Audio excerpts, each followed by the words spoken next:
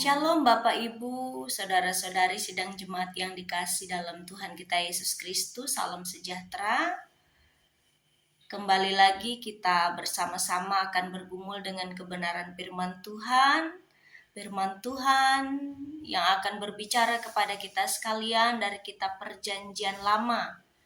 Kitab 2 Raja-Raja pasal 2 ayat 1 hingga ayat yang ke-18 di bawah judul perikop Elia naik ke surga. Saya akan membacakan ayat 11 hingga ayat yang ke-14 demikian bagi kita sekalian. Sedang mereka berjalan terus sambil berkata-kata, tiba-tiba datanglah kereta berapi dengan kuda berapi memisahkan keduanya. Lalu naiklah Elia ke surga dalam angin badai.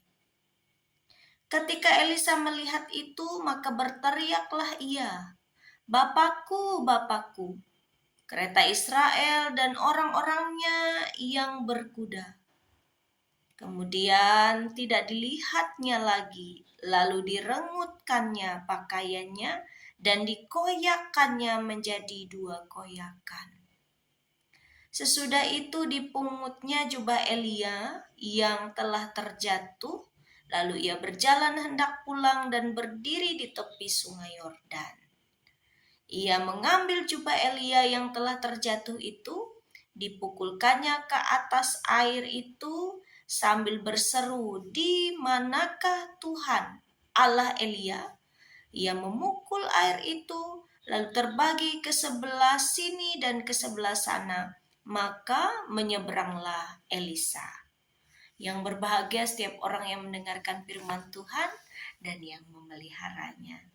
Saya mempersiapkan tema renungan bagi kita sekalian saat ini ialah keajaiban Tuhan nyata bagi orang percaya, taat, dan setia pada Tuhan. Keajaiban Tuhan nyata bagi orang percaya, taat, dan setia pada Tuhan. Bapak, Ibu, Saudara-saudari sidang jemaat yang dikasih dalam Tuhan, apa yang kita bayangkan dan pikirkan kalau kita bicara tentang keajaiban? Sepanjang kehidupan Bapak, Ibu, Saudara sidang jemaat, pernahkah punya pengalaman pribadi menyaksikan secara langsung peristiwa atau momen ajaib spektakuler? Jika belum pernah, mungkinkah kita mendengar cerita itu dari orang lain? Atau bahkan kita pernah bermimpi atau membayangkan seandainya kita mengalaminya? Contohnya seperti di dalam film Avatar, mengendalikan elemen air, api, udara, atau bahkan bumi ini. Seandainya diberi kesempatan demikian, di momen seperti apa hal itu kita inginkan terjadi? Di akhir-akhir bulankah kita berharap bisa merubah daun menjadi uang? Atau apa begitu?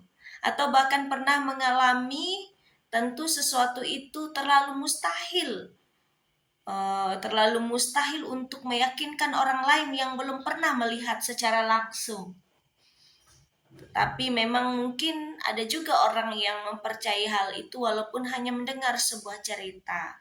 Nah, kali ini firman Tuhan bercerita tentang keajaiban yang dialami oleh Elia, di mana ia terangkat ke sorga, ya, dan tidak melewati proses kematian tubuh atau fisik jasmani, dan hal itu juga hanya disaksikan oleh Elisa yang mengikuti ia dan tidak ingin meninggalkan Elia. Bapak, Ibu, Saudara-saudari yang terkasih dalam Tuhan kita Yesus Kristus, dalam sejarah Alkitab, selain daripada Elia adalah Henokh, juga dalam Kejadian 5 ayat 24, dan ditegaskan kembali dalam Ibrani 11 ayat 5, yang juga tidak melalui kematian fisik dan diangkat oleh Tuhan. Dan Alkitab mencatat bahwa mereka ini adalah pribadi yang bergaul dengan Allah. Bergaul berarti akrab, karib. Tentu adalah saksi iman yang luar biasa hebat bagi kita sekalian. Bapak, Ibu, Saudara-saudari yang dikasih dalam Tuhan kita Yesus Kristus, dalam cerita ini memperlihatkan dan menyaksikan tentang kuasa Allah terjadi dalam diri hambanya. Elia, hamba yang taat dan setia pada Tuhan. Elia diberi karunia kuasa untuk menyatakan banyak keajaiban dalam sejarah bangsa Israel. Keajaiban Tuhan dinyatakan melalui kehidupan Elia. Meski diberi kuasa, namun tidak pernah terdengar Elia menyombongkan semua itu atas nama dirinya sendiri, melainkan karena hadirat Tuhan dalam dirinya. Seperti mengeluarkan air dari dalam batu, menurunkan api dari langit, berbicara secara langsung dengan Tuhan, bertemu dengan malaikat Tuhan, sampai peristiwa ia terangkat ke sorga. Demikian juga Elisa, dia diberi kuasa mewarisi kuasa Tuhan melalui kesetiaannya, kesungguhannya dalam melayani Tuhan bersama-sama dengan Elia. Kita dapat melihat dalam bacaan bahwa berkali-kali Elia meminta Elisa tinggal, namun berkali-kali juga Elisa mengatakan sumpah bahwa ia tidak akan meninggalkan Elia. Sampai ia saksikan sendiri kenaikan Elia ke sorga dan mewarisi kuasa dari Allah seperti yang diberikan kepada Elia. Alkitab bersaksi kepada kita sekalian bahwa keajaiban adalah sesuatu yang terasa mustahil tetapi mungkin saja bisa terjadi. Keajaiban itu terjadi di luar kendali manusia atau atas kehendak yang Maha Kuasa dan hanya terjadi pada orang-orang yang memiliki relasi kuat dengan Allah. Orang-orang yang hidupnya di dalam Tuhan, ya, hidup dalam kuasa Tuhan, berkenan pada Tuhan, setia pada Tuhan. Bapak, Ibu, Saudara-saudaraku, apakah kita yang hidup di masa kini tidak layak menyaksikan keajaiban Tuhan?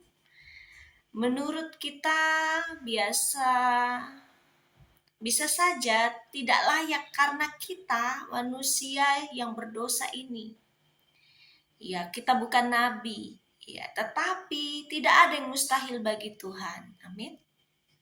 Bapak, Ibu, Saudara-saudaraku, kenapa kita juga baru bisa mengakui keajaiban Tuhan saat ada peristiwa-peristiwa spektakuler saja atau ajaib saja, atau contohnya orang mati tiba-tiba hidup.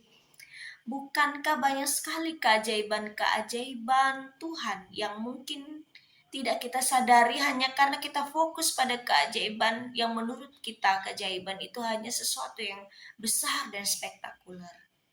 Sederhana saja Bapak, Ibu, Saudara-saudaraku, bangun pagi masih bernapas juga keajaiban Tuhan bagi kita.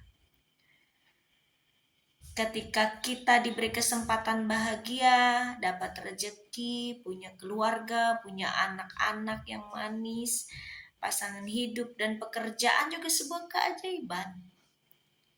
Kita diizinkan Tuhan bergumul dengan masalah, punya hutang, punya persoalan yang berat, dikecewakan, disakiti, penuh derita dan rasanya mungkin lebih baik kita mati, tetapi sampai pada hari ini kita masih tetap hidup. Bukankah itu keajaiban? Berkali-kali kita lolos dari mara bahaya, sembuh dari sakit, kita kuat menahan luka, semua itu adalah keajaiban. Dan keajaiban itu bukan atas dasar kekuatan kita, tetapi berasal dari Allah. Keajaiban selalu mungkin terjadi bagi orang-orang yang hidup bergaul dengan Allah. Seperti Elia, juga Elisa, bahkan mungkin Nabi Musa. Bukan berarti mereka tidak pernah berhadapan dengan pergumulan. Justru di dalam pergumulan kuasa Allah begitu nyata. Juga bagi kita sekalian, keajaiban tidak selalu terlihat begitu mewah dan spektakuler, keajaiban Tuhan bisa jadi melalui hal-hal yang sederhana. Sebab tidak melulu hal-hal yang tampak spektakuler bahkan besar, ya, kuasa Tuhan bisa terasa begitu luar biasa bahkan melalui hal-hal yang sederhana. Hal-hal yang terpenting adalah ketekunan dan kesetiaan kita dalam melakukan kehendak Allah, sama seperti halnya Nabi Elia dan Nabi Elisa. Biarlah Tuhan memberkati kita sekalian. Mari temukan keajaiban Tuhan setiap hari. Dan taat, tekun, setialah pada Tuhan. Bangunlah relasi yang baik dengan Tuhan. Akuilah kebaikan-kebaikannya. Dan selalu kau akan temui keajaiban kasih-Nya dalam hidupmu. Tuhan memberkati. Kita berdoa. Tuhan, terima kasih, Allah yang besar, Allah yang ajaib, Allah yang maha kuasa. Kami tidak mungkin ada sebagaimana kami ada hari ini kalau bukan karena kasih-Mu. Kasih-Mu yang besar, kasih-Mu yang ajaib. Izinkan kami Tuhan mengucap syukur untuk segenap kebaikan, keajaiban-keajaiban yang Kau nyatakan secara pribadi dalam kehidupan kami, maupun yang kami alami bersama dengan semua orang. Tuhan, terima kasih.